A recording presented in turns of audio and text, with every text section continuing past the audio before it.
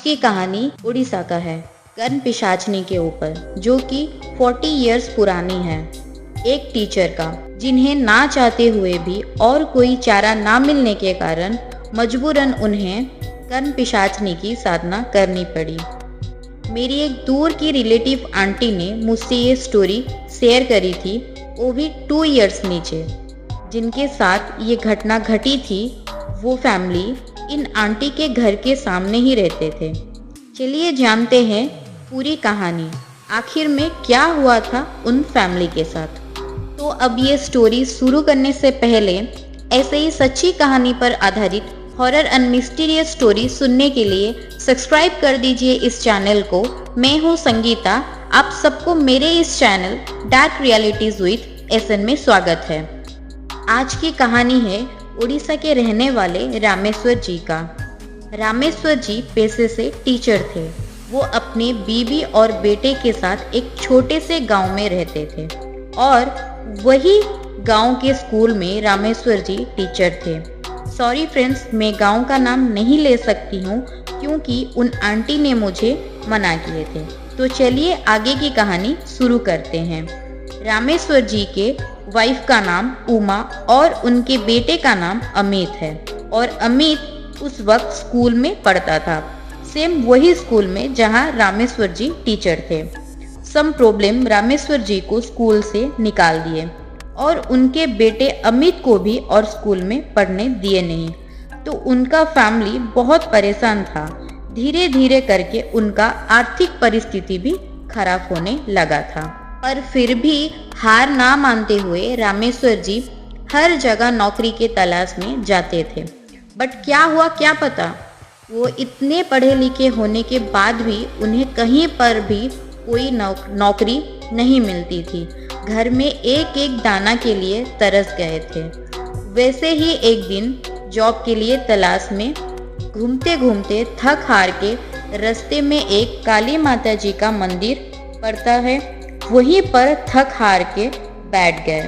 तो वहाँ पर कुछ लोग भूत प्रेत के ऊपर बहुत कुछ डिस्कस करते थे।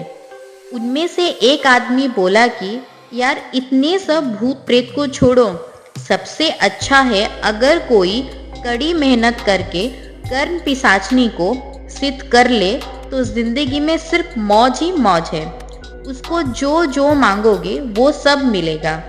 तो वहाँ पर रामेश्वर जी भी थे। इस बात को सुने और उन लोगों को पूछने लगे कि क्या भाई इसमें आर्थिक परिस्थिति भी ठीक होगा।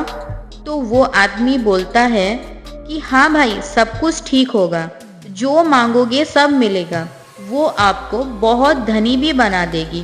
तो हर दिन के तरह उस दिन भी चुपचाप थक हार के घर को चले, बिना किसी से बात किए अपने रूम में जाकर खुद को बंद करके रखे। पूरी रात सोचे घर के फाइनेंशियल कंडीशन बहुत खराब हो चुका है, मेरी बीबी मेरा बच्चा दाने दाने के लिए तरस गए हैं, बच्चे का पढ़ाई भी बंद हो चुका है। इतना सब दिमाग में रखे हुए डिसाइड करते हैं फाइनली अब सर्च करना चाहिए कर्ण पिशाचनी के ऊपर। अगर इस सिद्ध के बाद मेरा बच्चा पढ़ सकता है, मेरे घर का पूरा आर्थिक परिस्थिति ठीक हो सकता है, तो जितना भी मेहनत लगे मैं इस सिद्धि को और कर्ण पिशाचनी को प्राप्त कर कर ही रहूंगा। चाहे मुझे जो करना पड़े, अब मैं सब कुछ करूंगा, बट मैं अपने बीबी और बच्चे को और तकलीफ में देख नहीं पाऊंगा। उसके बाद कर्ण पिशाचनी के बारे में जानने के लिए लग गए और वो कुछ दिन में अपना सिद्ध करके कर्ण पिशाचनी को हासिल कर लिए। कैसा क्या करते थे किसी को कुछ पता नहीं था, इवन उनके वाइफ को भी कुछ बताते नहीं थे, क्योंकि शायद उन्हें पता था कि परिस्थिति आगे चलकर गंभीर होने वाला है। एक बात आप सब सोचिए फ्रेंड्स, आगे क्या सब कुछ सही होगा अब रामेश्वर जी के साथ? क्योंकि अब रामेश्वर जी के साथ कर्ण पिशाचनी भी है, क्योंकि वो अब कर्ण पिशाचनी को हासिल कर चुके थे, या फिर वो पहले जैसे थे वैसे ही ठीक थे। क्योंकि जिंदगी में सुख है तो दुख है और दुख है तो आगे चलकर खुशी एक ना एक दिन जरूर मिलेगा। ये तो हर किसी के जिंदगी का पार्ट ऑफ लाइफ है। आगे चल के कभी ना कभी सबको ये दिन देखना पड़ता है। सब कुछ बद के बाद भी अब उनके लाइफ में और भी बहुत बड़ी मुसीबत थी, जो कि कर्ण पिशाचनी के नाम से थी। तो चलिए आगे क्या होता है सुनेंगे। अब रामेश्वर जी कर्ण पिशाचनी को हासिल करने के बाद अपना बिजनेस सेटअप किए, एक के बाद एक करते गए और बहुत अमीर भी बन गए। रामेश्वर जी बहुत अमीर तो बन गए थे, पर वो अपने फैमिली से बहुत दूर हो गए थे। काफी धन दौलत हासिल करने के बाद भी उनके फैमिली में खुशी नाम का कोई एक चीज है ही नहीं। उन्हें पता ही नहीं था कि खुशी नाम का कोई एक चीज है। कर्ण पिशाचनी को हासिल किए तब से ही ये सिलसिला शुरू हो चुका था। उनकी जिंदगी का खुशी कहीं गायब सा हो गया था, क्योंकि रामेश्वर जी एक ही रूम में ही रहते थे और उस रूम को जाना किसी को भी अलाउ नहीं था।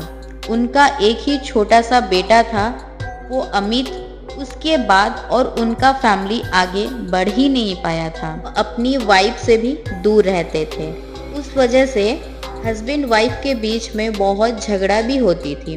बट रामेश्वर जी इसका रीज़न किसी को भी बताते नहीं थे कि वो क्यों ऐसे हटके रहते हैं सबसे, अपने ही फैमिली से, जबकि इतना सब कुछ वो अपने फैमिली के लिए ही तो किए थे। वो स्पेशली अपने वाइफ से ही दूर रहते थे। और भी ताजुब की बात ये है फ्रेंड्स कि रामेश्वर जी पूरे के पूरे वेजिटेरियन है, बट वो कुछ सालों से ज़्यादा नॉनवेज खाते थे। उसके साथ ड्रिंक भी करते थे। पूरे दिन भर अपने ही रूम में पड़े रहते थे। जब किसी काम के लिए निकलना होता था तो बाहर आते थे, फिर तुरंत ही वो काम खत्म होते ही अपने रूम को चले जाते थे। तो ये सब देख उमा और उनका बेटा अमित भी पूरा परेशान रहते थे। लेकिन ये सब बात उमा के मन के अंदर ही अंदर खाए जाता था कि मुझसे कुछ अनजाने में भूल नहीं हुआ है, तो जो इतना बड़ा गलती है कि मेरा पति मुझसे ही इतने सालों से दूर रहते हैं, खुद को क्यों इतने हद तक बर्बाद करते हैं, या फिर कुछ अलग चक्कर है। ये सब सोच के अपने मन में ये डिसाइड करती है, जब कल अमित स्कूल चला जाएगा तो मैं अपने तरफ से उनको मनाने का, समझाने का कोशिश करूंगी। पर उमा को ये पता ही नहीं था कि उसकी ये कोशिश उसको किसी अजीब चीज़ों का सामना कराएगी। आगे सिचुएशन कितनी खराब होगी और किसी के जान के ऊपर बन आएगी, ये कौन जानता था। फिर दूसरे दिन की सुबह होती है तो अमित अपना हर दिन के तरह उस दिन भी अपना तामझाम खत्म करके स्कूल चला जाता है। तो उमा जो कल सब सोची थी उस काम में लग जाती है।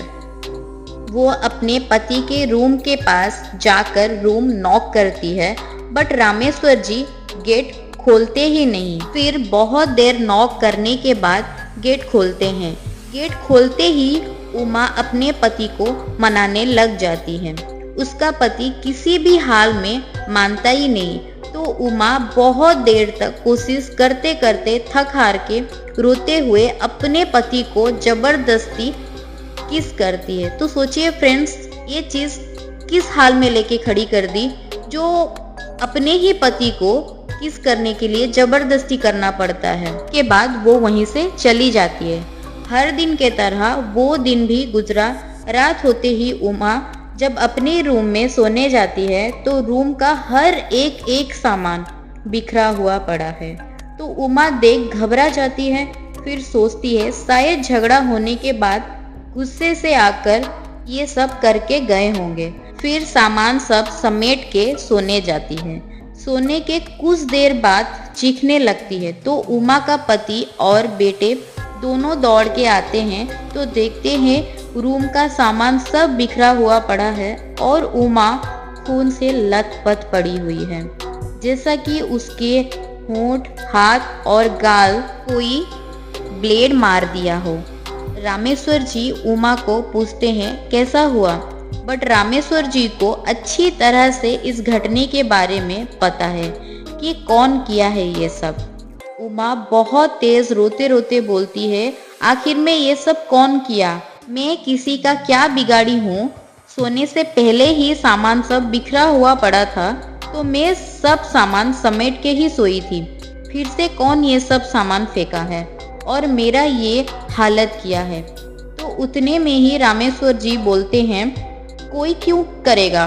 तुम भूल गई होगी सामान सब समेटना, और ये सब अपने आप ही फट गया होगा, कोई क्यों ब्लेड मारेगा? उतना बोलकर वहीं से चले जाते हैं, वो भी अपनी बीबी को इस हालत में छोड़कर बिना पट्टी किए, क्योंकि उन्हें पता था कि अगर मैं पट्टी करूँगा तो और भी कुछ भयानक होगा। लेकिन ये सब देख उमा को कुछ ठीक नहीं लगा। बार बार उसके दिमाग में ये सवाल आता था, क्यों ऐसा हुआ? कुछ बहुत ही गड़बड़ हुआ है। मेरा पति भी कुछ सालों से बदला बदला सा है और ये सब अजीबोगरीब घटना चला है, कुछ तो गड़बड़ है, मगर ये मेरे समझ से परे है। किसी को दिखाना पड़ेगा, क्योंकि ये सब अपने आप से कैसे होगा? और उमा भी गांव से ही थी, उसको ये सब के ऊपर बिलीव भी था। शायद कोई भूत प्रेत हो सकता है या फिर जादू टोना भी हो सकता है। तो उमा किसी अच्छे तांत्रिक के तलाश में लग गई और वहीं से ही शुरू हुआ असली प्रॉब्लम। ये सब होने के बाद रामेश्वर जी अपने रूम में आते हैं और कर्ण पिशाचनी से गुस्से से भारी आवाज में पूछते हैं कि तुमने ये सब किया? तो कर्ण पिशाचनी बोलती है, अब तो मैं सिर्फ उसका मुंह और हाथ काटी हूँ, आगे अब उसको मारना होगा और तुम उसको अपने हाथ से मारोगे। उसकी हिम्मत भी कैसी हुई तुमको छूने की? तो रामेश्वर जी बोलते हैं, क्यों नहीं छू सकती वो मुझे? वो मेरी बीबी है, उसका पूरा का पूरा हक है मेरे ऊपर। बट कर्ण पिशाचनी बोलती है, किसी का भी हक नहीं है तुम्हारे ऊपर, सिर्फ मेरे अलावा। मैं तुमको 7 दिन वक्त देती हूँ, तुम उमा को खुद अपने हाथों से मारोगे तब जाकर मुझे सुकून मिलेगा, नहीं तो मैं उसको इतनी बुरी मौत दूंगी कि देखने वालों का रूह तक कांप उठेगा। रामेश्वर जी अपने ही रूम में उसी दिन से चीखना चिल्लाना, बहुत तेज तेज रोना, उनका आवाज रूम से और घर से बाहर तक जाता था। कोई भी बाहर से आवाज देने से रामेश्वर जी ना सुनते थे ना ही गेट खोलते थे। तो वैसे ही दूसरे दिन भी चिल्लाते थे, फिर अचानक से आवाज बंद हो गया तो उमा घबरा जाती है, बाहर कुछ लोगों को बुला के रूम का गेट तोड़ देती है। वो सामने रामेश्वर जी बेड के ऊपर बेहोश पड़ा हुआ मिलते हैं और उनके दोनों कान से ब्लीडिंग होता है। तो डॉक्टर के पास ले जाते हैं। डॉक्टर बहुत कुछ टेस्ट भी करता है। टेस्ट करने के बाद बोलते हैं कि नहीं खाने पीने के वजह से कमजोर हो गए हैं। तो उमा पूछती है, कान से क्यों ब्लीडिंग हुआ था? तो डॉक्टर बोलते हैं, ज़्यादा स्ट्रेस और चिल्ला के रोने के वजह से सर में प्रेशर गिरने के कारण कान से ब्लीडिंग हुआ है। कोई बात नहीं, रिपोर्ट सब नॉर्मल है, इन्हें कोई बीमारी नहीं है। तो उमा रामेश्वर जी को घर ले आती हैं। फिर रामेश्वर जी के अंदर कोई सुधार नहीं आया तो उमा एक माता जी को बुलाती है उड़ीसा के संबलपुर से, वो भी एक रिलेटिव के मदद से। तो वो माता जी दूसरे दिन आकर पहुंचते हैं। कुछ देर घर के चारों तरफ घूमे और उसके बाद एक जगह ध्यान में बैठने के बाद पिछले कुछ सालों से घटी हुई सारी बात उमा को बताते हैं। उमा का जो जो सवाल था उसके पति को लेकर, कोई कुछ किया होगा या फिर कोई भूत प्रेत लगा होगा रामेश्वर जी को, वो सब मिनटों में गलत प्रूफ कर दिए वो माता जी।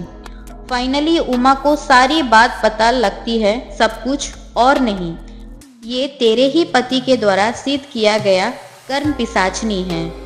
इसमें मैं कुछ कर नहीं पाऊंगी बेटी, क्योंकि इसे संभालने का शक्ति मेरे पास नहीं है और ये सब शांत और नॉर्मल था। पर तेरा पति बार बार मना करने के बावजूद भी उसके करीब जबरदस्ती जाकर तुम ये सब मुसीबत अपने ऊपर लाई।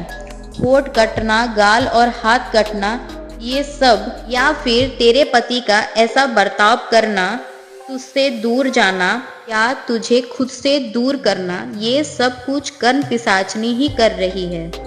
वो अब तेरे पति के कान में बार बार चिल्लाती है, तू अपनी बीवी को मारेगा या फिर मैं सबको मार दूंगी। उसी के लिए तेरा पति चिल्लाता है। वो पिशाचनी इतने जोर जोर तेरे पति के कान में चिल्लाती है जिस कारण तेरे पति के कान से ब्लीडिंग होता है। ये सब बात होने के बाद वो माताजी वहीं से निकल जाती है। माताजी तो वहीं से निकल जाती है, पर उमा ये सब सुनने के बाद खुद को संभाल नहीं पाती है। रो रो के उसका बुरा हाल हो चुका था।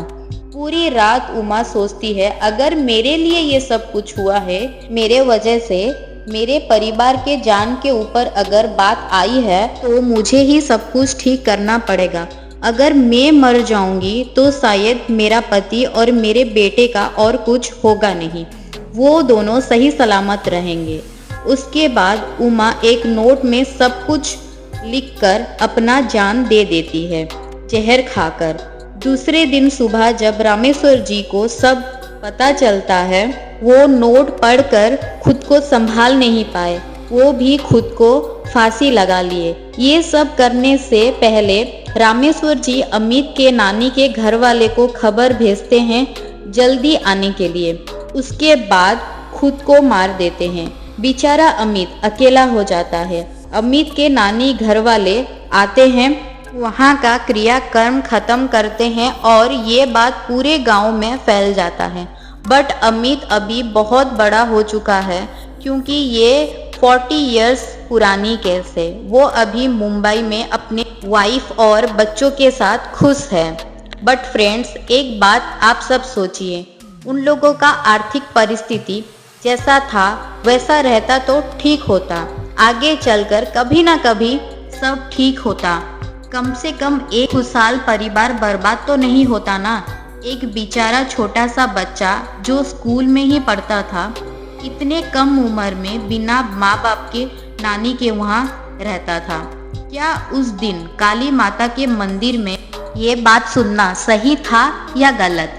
इसलिए फ्रेंड, कोई भी चीज़ हो उसके बारे में पूरी बात ना जानकर करना नहीं चाहिए। अधूरी ज्ञान हमेशा खराब होता है। तो फ्रेंड्स, कैसी लगी आज की ये स्टोरी? और अगर आज की ये स्टोरी आप सबको अच्छी लगी हो तो लाइक, शेयर एंड सब्सक्राइब जरूर करें और बेल आइकन को ऑल पर क्लिक करना मत भूलिएगा, ताकि मैं जब जब भी ऐसी सच्ची कहानी पर आधारित हॉरर एंड मिस्टीरियस स्टोरी लेकर आऊँ आप तक पहुँच पाए।